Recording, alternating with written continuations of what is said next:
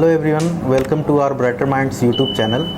As we all know, Paytm is in the focus in the media and in the financial journals. Basically today's session is to discuss the Paytm stocks.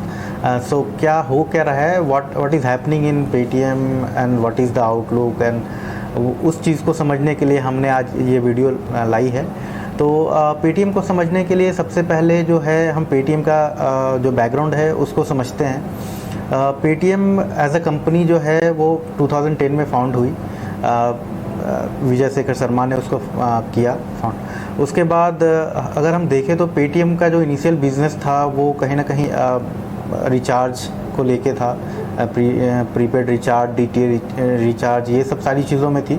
Then उन्होंने 2014 में अपने आप को expand किया। They went into wallet.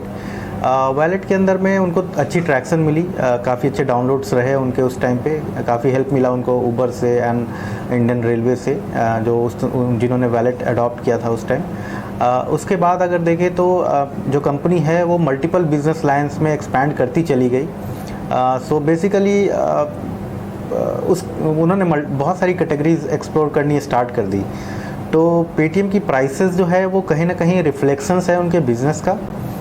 जो हम prices देख रहे हैं मार्केट के अंदर में कंटिन्यूसली फॉल कर रही है, तो उसको समझने के लिए हमको बिज़नेस को समझना बहुत ज़रूरी है। ठीक है, तो सबसे पहले तो प्राइसेस की बात कर लें, then we'll go to the business.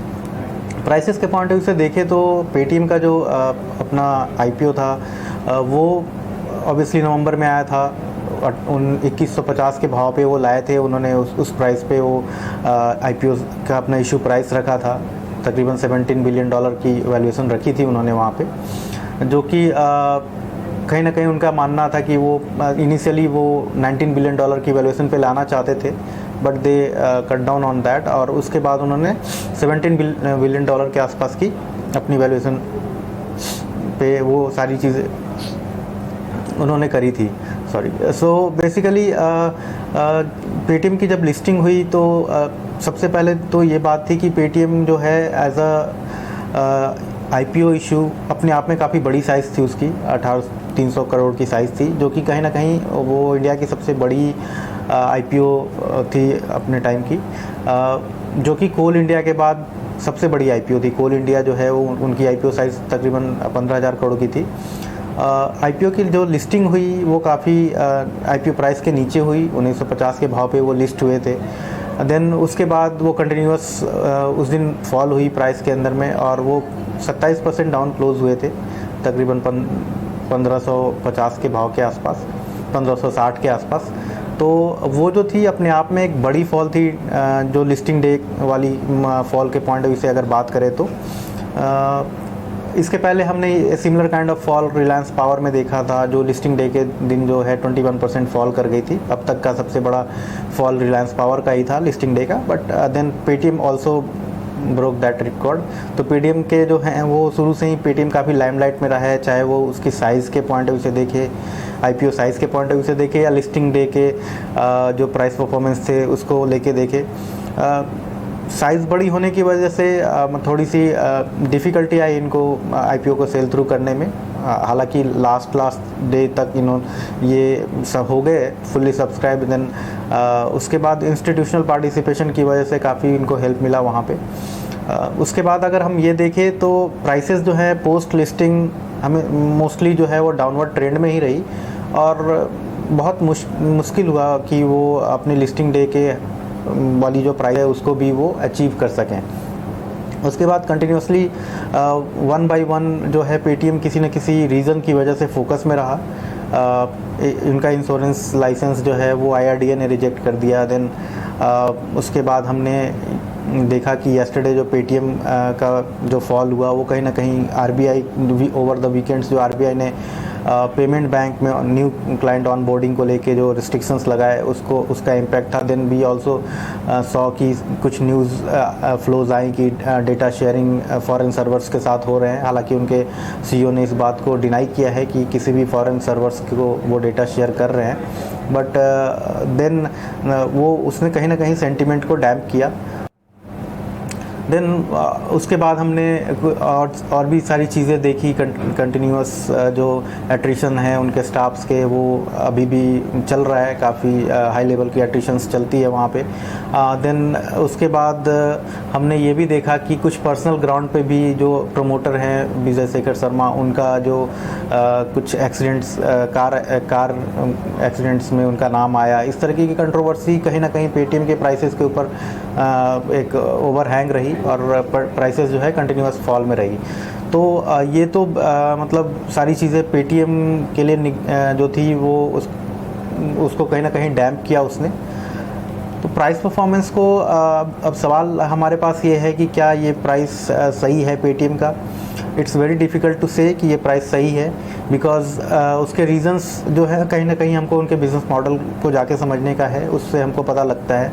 अगर हम देखें तो पेटीएम की जो बिज़नेस लाइंस हैं, जो बिज़नेस सेगमेंटेशन है, उसमें उनका पेमेंट का एक सेगमेंट है, पेमेंट एंड वैलेट का। देन उसके अंदर में उनका एक कॉमर्स का सेगमेंट है, ठीक है। उसके बाद वो डिस्ट्रीब्यूशन वाले सेगमेंट में अंदर है, फाइनेंशियल प्रोडक्ट्स के डिस्ट्रीब्यूशन का उनका सेगमेंट है।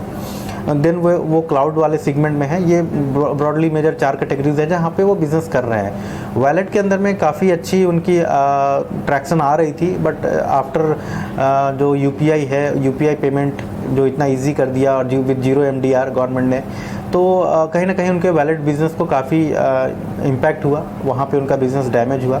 और हमें जानते हैं कि 70% जो उनका रेवेन्यू शेयर है वो कहीं ना कहीं पेमेंट वाले बिज़नेस कंपोनेंट से आता है।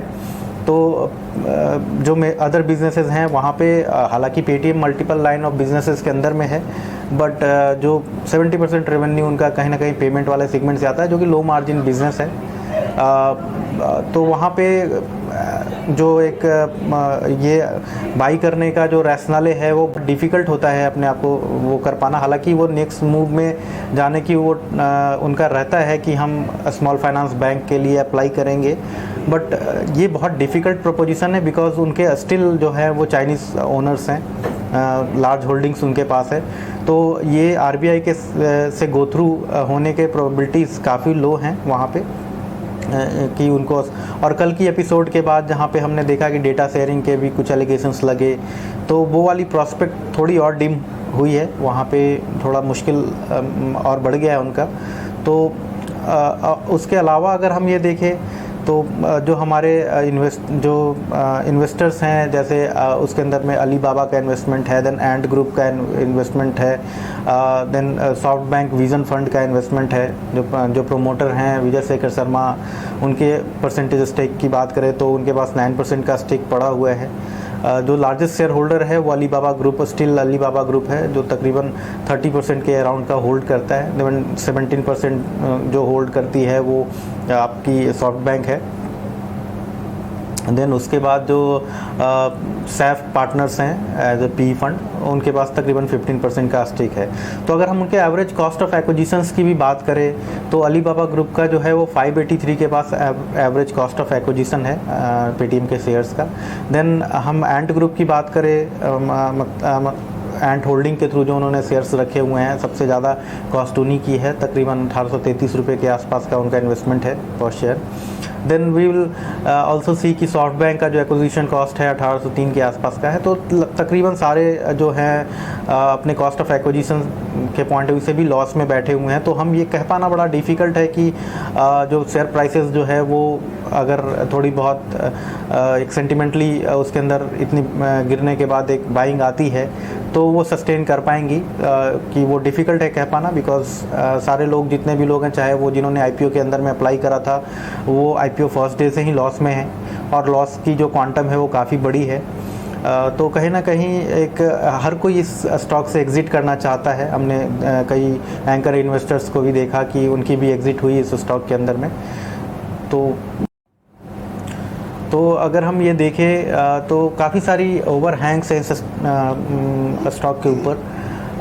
रही बात कंपनीज़ के फ्यूचर अर्निंग पोटेंशियल की, अर्निंग विजिबिलिटीज़ की, तो इवन प्रमोटर्स आर अनश्योर कि वो फोर्सिएबल फ्यूचर में अपने आप को प्रॉफिटेबल नहीं देख रहे हैं। तो in that case it's very difficult to value this stock.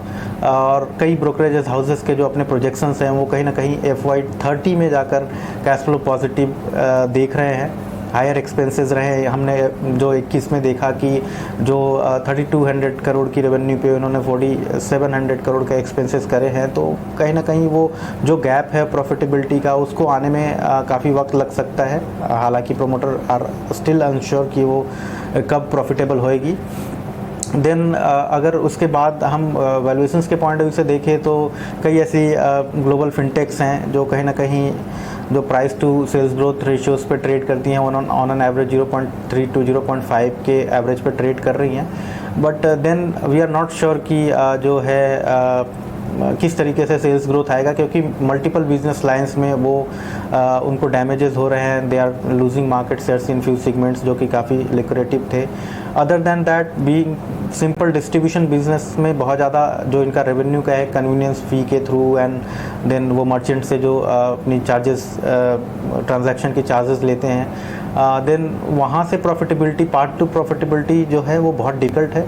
So overall stocks को लेके जो अभी प्राइसेस करेक्शंस ज़रूर हुए हैं, but since we are not sure about the earning and profitability, it's very difficult to say कि ये right time है बाई करना या नहीं करना।